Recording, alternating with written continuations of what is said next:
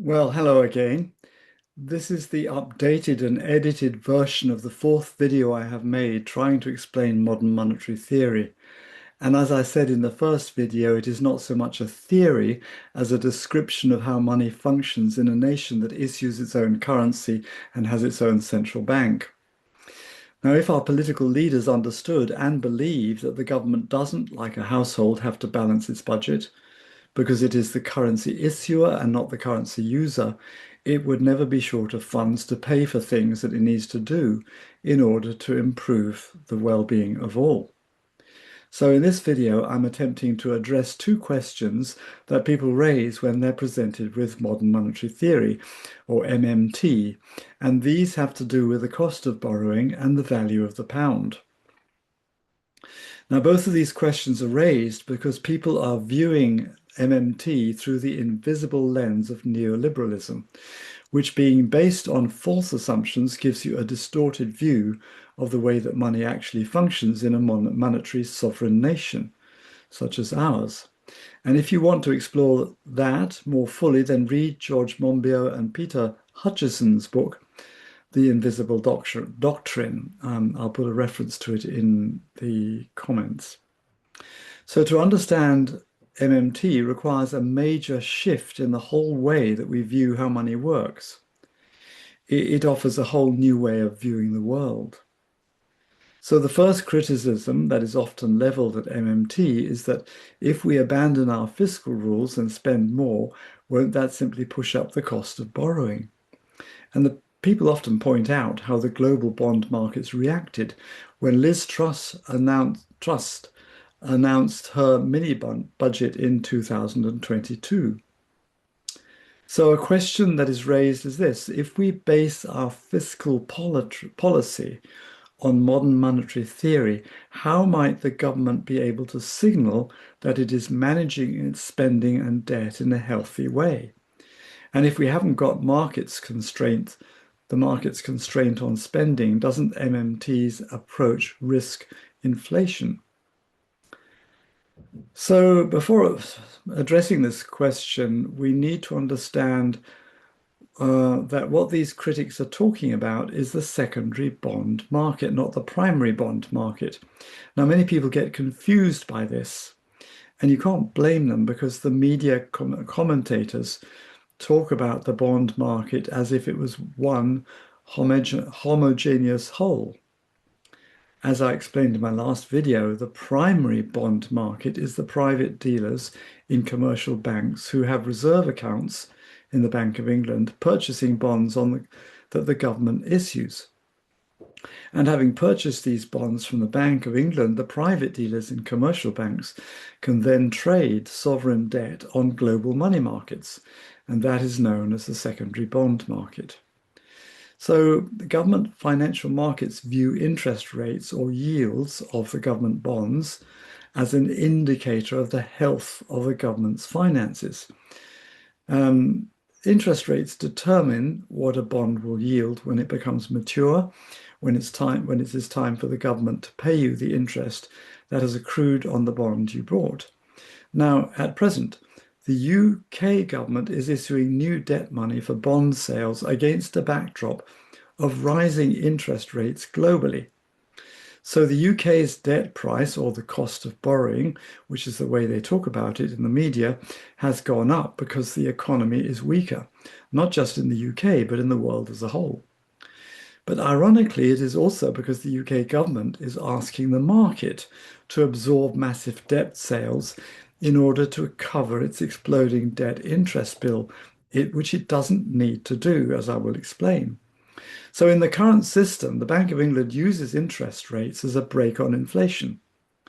But in a debt-backed currency, which is always the case when you are the currency issuer, there is always going to be inflation to some degree because new debt money must always be issued to cover the interest bill for the debt that's already been purchased. Now, there's ways of dealing with that, which I'll come to at the end.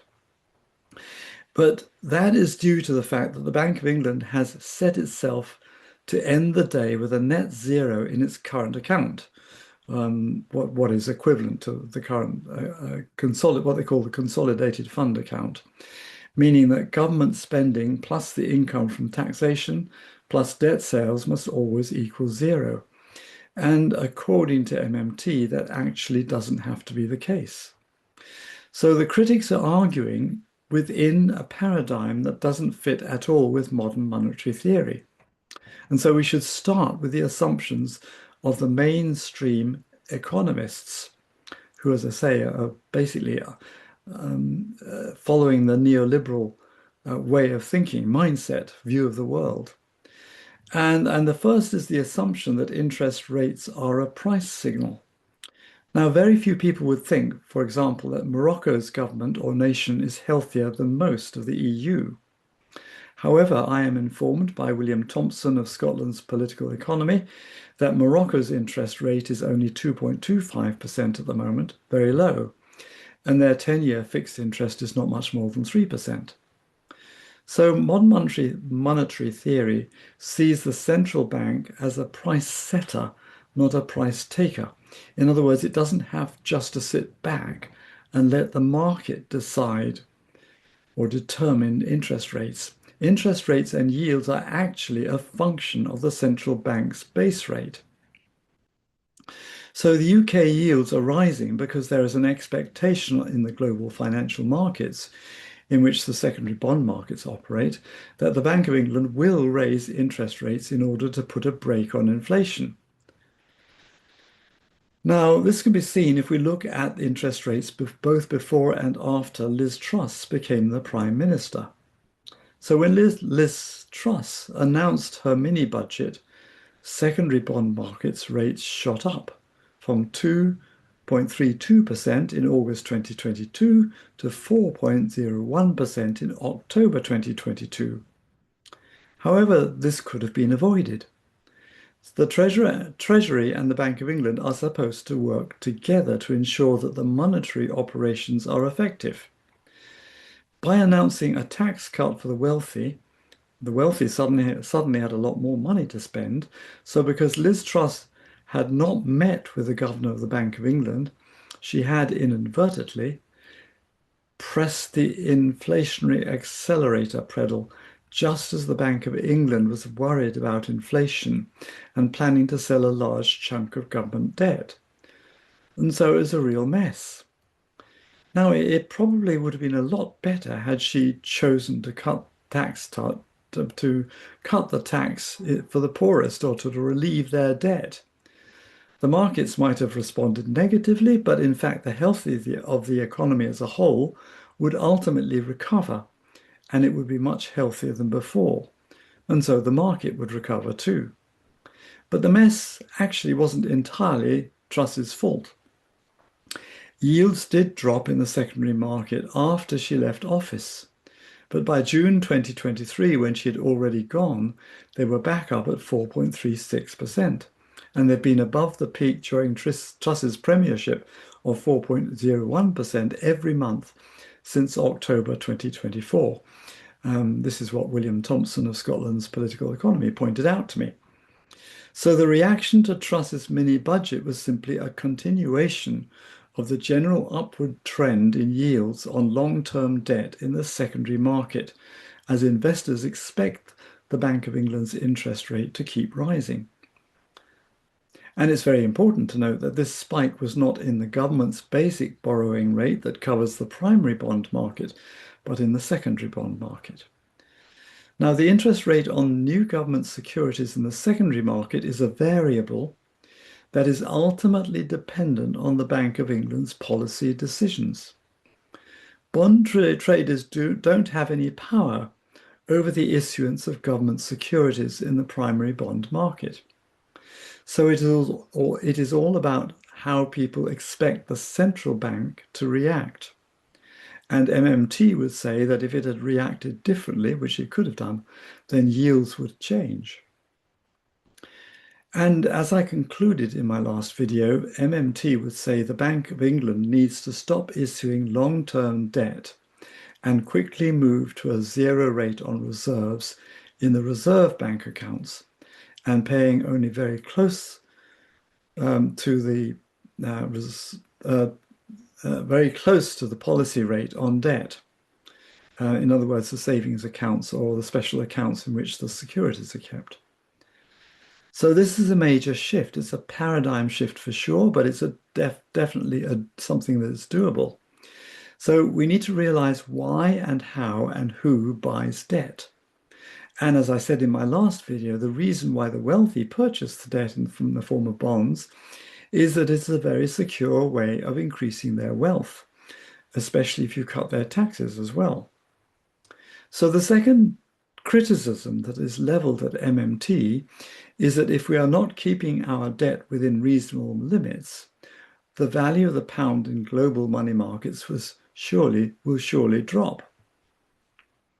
However, MMT would argue that there is no correlation between deficits, government deficits, that is, and the currency value in most modern economies. That, William Thompson says, is supported by the evidence. Now, to present you with the evidence would take too much time, but you can look it up on the literature if you're so minded. So MMT understands that with freely floating currencies, if you abandon the self-imposed fiscal rule that the government debt should be no more than 3% of the GDP, the value of the currency might fall. But if the flip side of that fall is that the government avoids austerity, this may be a much better choice, especially for the poorest in the country. Austerity is actually an internal devaluation in that it affects the health of our economy as a whole and the well-being of the individual citizens. So ultimately, with a job guarantee for all, the health of the economy would also improve so that the value of the pound would come up to a sensible level. So the relationship between currency creation and inflation that is assumed by many doesn't actually exist in the way that money works in actual practice. MMT often says you have to look at what money is being created. Is it fiat money or credit money? And for what is it being created?